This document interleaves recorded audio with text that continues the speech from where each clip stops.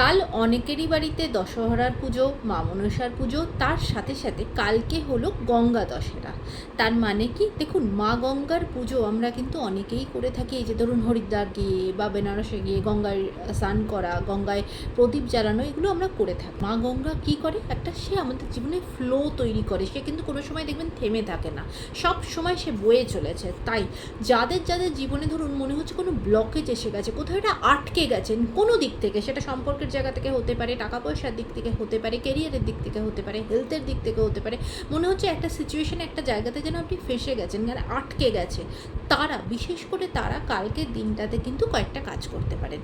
এই দিন যদি গঙ্গা স্নান করতে পারেন সেটা তো খুব ভালো, আর সেটা না হলে বাড়ির কাছাকাছি কোনো নদীতে গিয়েও স্নান করতে পারেন।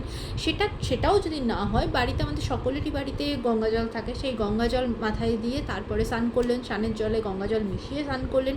এবং কালকে মহাদেবকে গঙ্গা জল দিয়ে অভিষেক করা খুব ভালো। আপনার বাড়ির কাছাকাছি যদি গঙ্গা থাকে তো অবশ্যই গঙ্গার কাছে একটা প্রদীপ জ্বালান। সেই প্রদীপটা যদি নিজে হাতে তৈরি করতে পারেন খুব ভালো, নাহলে মাটির প্রদীপ ব্যবহার করুন। তার সাথে গঙ্গায় প্রদীপ ভাসাতে পারেন, মা গঙ্গার পুজো করতে পারেন। এগুলো খুব ভালো, নিজের জীবনে ফ্লো আনার জন্য কালকে এই কাজগুলো অবশ্যই করতে পারেন। তার সাথে সাথে আপনার নিজের সামর্থ্য মতো কাউকে কোনো কিছু দান করুন।